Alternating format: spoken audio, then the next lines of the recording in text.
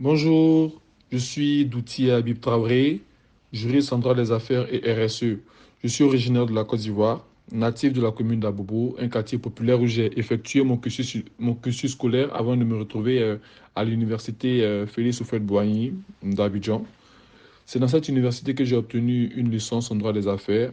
Je me suis par la suite envolé pour la France, où j'ai validé une licence en droit général à l'université d'Avignon, puis un master en droit des affaires et un DU en droit WADA à l'université de Bordeaux. Par la suite, je me suis retrouvé à l'université Paris-Dauphine, où je me suis spécialisé en droit et responsabilité sociétale des entreprises. Il faut dire que durant tout mon parcours, j'ai été assez engagé associativement. J'ai eu à présider plusieurs associations, notamment l'association sportive de la faculté de droit de l'université Félix Houphouët-Boigny. J'ai présidé l'Institut bordelais de droit WADA. J'ai été le responsable du pôle partenariat de l'association du Master 122 de l'Université Paris-Dauphine.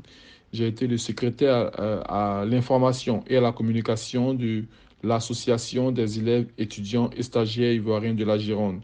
Voilà un peu ce que j'ai pu faire au plan associatif durant tout mon parcours. Maintenant, sur le plan professionnel, ce qu'il convient de préciser, c'est que je suis en train de progressivement m'installer à mon propre compte. À cet effet, je mets en place quelques petites activités, aussi bien en France qu'en Côte d'Ivoire. J'en dirai plus tard. Et voilà. À côté de ça, je reste à l'écoute du marché pour tout type de collaboration. Sinon, ce qu'il convient de retenir, c'est que je suis actuellement en train de m'installer à mon propre compte.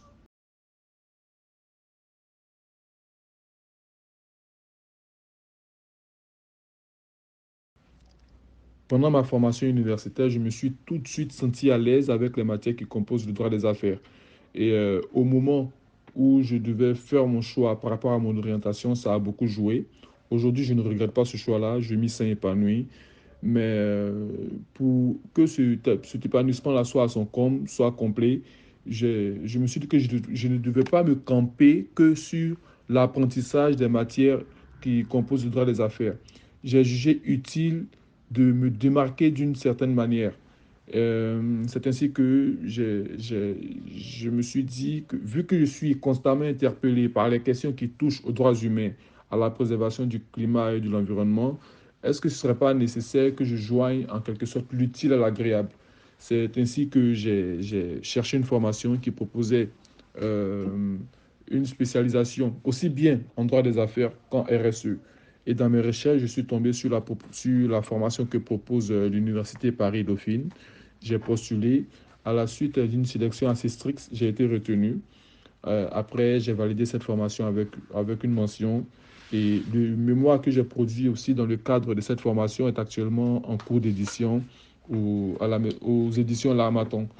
Voilà en quelque sorte ce que je peux dire par rapport à ce qui m'a motivé à me spécialiser en droit des affaires et en RSE.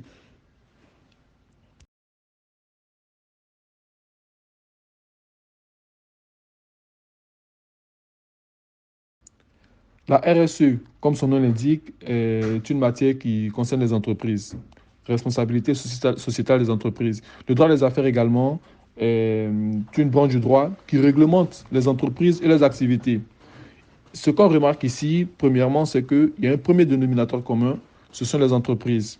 À côté de ça, il faut préciser que la RSE, qui originellement est un droit souple, est de plus en plus en train de se durcir. Quand on parle de durcissement de la RSE, ça veut dire qu'il est en train d'émerger des normes, des règles de plus en plus strictes, de plus en plus dures. Et la branche du droit susceptible d'accompagner la RSE dans son durcissement avec beaucoup plus d'efficience et d'efficacité, c'est bien le droit des affaires.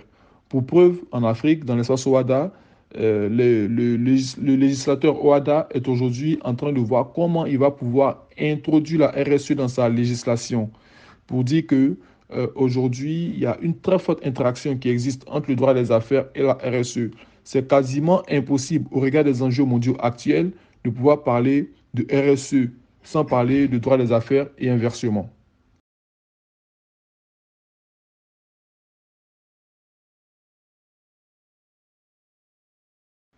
Les problèmes liés à la crise de l'énergie ainsi qu'à l'inclusion sont des préoccupations qui sont prises en compte par la RSE.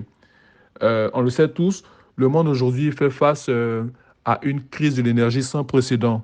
C'est pourquoi les entreprises sont aujourd'hui appelées à mettre en place des plans de sobriété énergétique. Ces plans de sobriété énergétique-là vont permettre à ces entreprises-là de réduire leur consommation d'énergie. Et un tel plan ne peut pas être mis en place s'il n'y a pas une bonne politique RSE qui est déployée au sein de ces entreprises-là. Comme quoi, la RSE se veut être une solution pour pouvoir résorber la question de la crise de l'énergie. Pour parler de l'inclusion, il y a plusieurs solutions qui se présentent, mais je vais parler d'une seule. En 2008, il y a l'Association nationale des directeurs des ressources humaines en France qui avait lancé un label, le label diversité. Ce label-là était destiné aux entreprises qui faisaient des efforts pour pouvoir promouvoir la diversité et l'inclusion en leur sein. Pour prétendre à ce label-là, il fallait respecter 6 objectifs. C'était premièrement connaître les risques de la discrimination, sensibiliser et former ses collaborateurs, maîtriser la gestion de ses ressources humaines, se préoccuper de l'ancrage territorial, s'engager auprès de ses clients et partenaires et surtout vérifier l'efficacité de ses actions. Une chose est sûre, c'est que la mise en place d'une telle politique au sein de son entreprise reste une opportunité pour le développement des entreprises qui se fixent ces objectifs-là. Voilà en quelque sorte quelques solutions que pourrait proposer la RSE pour faire face à la crise de l'énergie et aux problèmes liés à l'inclusion.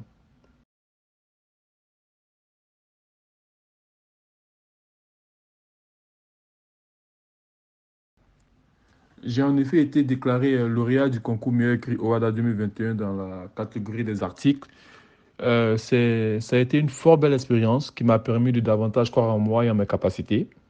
Je le dis au regard du niveau très élevé des participants et de la qualité des écrits qui ont pu être produits. Je crois que je n'avais rien de plus que les autres participants. Ça s'est joué sur des détails, comme l'ont fait savoir les jurys. Au-delà d'avoir été certainement le plus chanceux, je crois que ce qui a le plus joué en ma faveur, ça a été l'originalité de mon sujet, d'autant plus que c'était un sujet qui était d'actualité. Ça portait sur l'OADA, la RSE. En tout état de cause, cette expérience est venue renforcer la confiance que je suis censé avoir en moi et en mes capacités. Elle a aussi, je pense, révélé mes bonnes aptitudes rédactionnelles ainsi que ma force de proposition en matière de droit WADA et de RSE. Le fait d'avoir remporté ce concours m'a également apporté énormément de visibilité. J'ai été invité par des médias tels que la première chaîne de la radio-télévision ivoirienne qui m'a invité sur un plateau pour que je parle de cette expérience-là. Il y a le média en ligne Brut aussi qui m'a interviewé dans ce sens-là.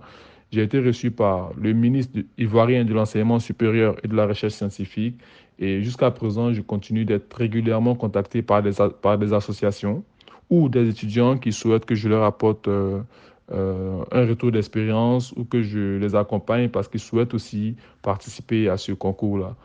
Voilà, ce que je retiens, c'est que ça a été une très belle expérience voilà, que je suis pas prêt d'oublier. Et voilà, malheureusement, mon mandat il est fini parce qu'on connaît déjà les nouveaux lauréats que je félicite au passage. Et c'est ça.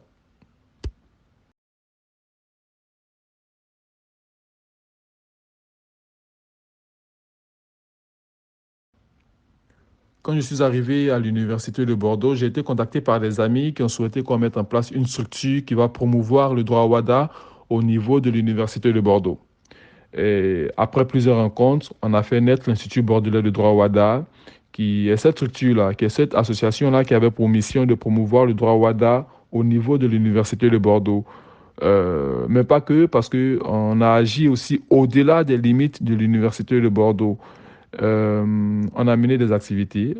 On a aussi pris part à des activités qui n'étaient pas forcément organisées par nous. Je veux notamment parler des JNDA, entendez par là les Journées nationales de la diaspora africaine organisées par la ville de Bordeaux, auxquelles on était constamment invités pour venir parler de l'OADA, présenter l'OADA aux participants de cette journée-là.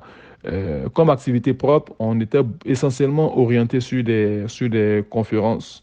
Et parmi les conférenciers qu'on a pu recevoir, il y a l'ancien président de la CCJA, le président Ando Umve Apollinaire, ou encore le professeur Filiga, qui ont accepté de venir donner des conférences sur des thèmes qui portaient sur le droit WADA. C'était une expérience très enrichissante et je suis heureux de ce que l'Institut bordelais de droit WADA continue d'être parce qu'aujourd'hui, cette année par exemple, elle a réussi à mener avec la collaboration d'une autre association parisienne qui fait la promotion du droit WADA. Elle a réussi à mener des candidats au concours génie en NEB de l'OADA qui s'est tenu au Cameroun. C'est vrai que la récolte n'a pas été fructueuse, mais enfin, pour cette initiative-là, pour ce que devient l'Institut bordelais de droit WADA aujourd'hui, je suis vraiment heureux et j'espère que c'est une association qui va continuer de vivre encore et continuer de faire la promotion du droit WADA à Bordeaux et partout en France.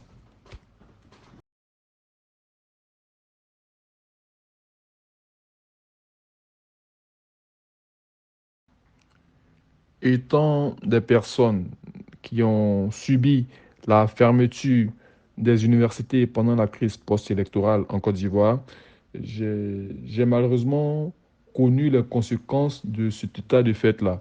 Alors, lorsqu'on a appris que les universités devaient fermer du fait de la crise liée à la COVID-19, j'ai été contacté par un ami du nom de Charles Mély qui m'a dit qu'il avait une idée, il souhaitait qu'on essaie d'accompagner nos jeunes frères étudiants qui allaient subir ces fermetures-là. Et j'ai tout de suite donné mon accord. On a été rejoint par la suite par un autre ami du nom de Koita Yakuba Silla. On a mis en place ce projet-là. Ce projet-là consistait à accompagner pédagogiquement nos jeunes frères qui étaient obligés de rester à la maison en raison de la fermeture des universités. On leur donnait des cours en fonction de leur programme de TD via l'application Zoom. Et c'était une véritable réussite parce que les étudiants ont montré un réel intérêt et à la fin, ça s'est très bien passé. On était satisfait du résultat, ils étaient satisfaits du résultat. Euh, Lorsqu'on a fini les programmes, on a organisé des conférences pour toujours pouvoir les maintenir euh, dans le bain. Et voilà, c'est un projet qui m'a positivement marqué parce que j'ai aimé donner et ils ont aimé recevoir. Et je pense qu'ils ont su nous ramener l'ascenseur. À côté de ça, l'une de mes plus grosses satisfactions, c'est que quand je vois aujourd'hui ce qui se passe au niveau de la digitalisation des enseignements en Côte d'Ivoire ou partout en Afrique, je me dis que je peux qu'être fier d'avoir été parmi ces personnes-là qui ont cru très tôt que cela était possible en Afrique. Parce qu'au moment où on mettait en place ce projet, il y avait des personnes qui étaient assez sceptiques, qui se disaient que on ne pouvait pas parce que souvent elles n'avaient pas confiance en elles-mêmes, elles se disaient que les connexions Internet n'allaient pas tenir, mais on l'a fait, ça a été une réussite et ça a certainement été quelque chose qui a inspiré d'autres personnes qui se sont principalement aussi orientées vers la digitalisation des enseignements. Et je peux qu'être fier d'avoir réalisé ce projet-là. Et je remercie surtout Charles Mély qui a eu confiance en ma personne et Koïta aussi qui a su apporter son expertise et sa touche assez stricte dans la matérialisation de ce projet-là.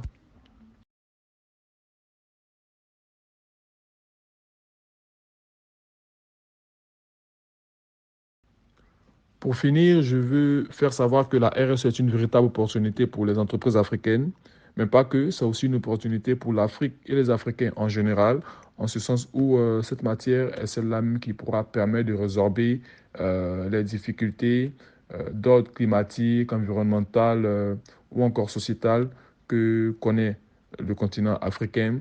Je veux faire savoir aussi ma satisfaction quant à l'action des dirigeants de l'OADA qui ont décidé de mener une réflexion euh, pour voir dans quelle mesure la RSE pourra être introduite dans le droit WADA. C'est une initiative qui donne de l'espoir. Je tiens à remercier les Insights de l'ECO, je tiens à remercier le cabinet Advance, et je tiens surtout à remercier les auditeurs qui ont écouté ce podcast. Je vous remercie et à bientôt.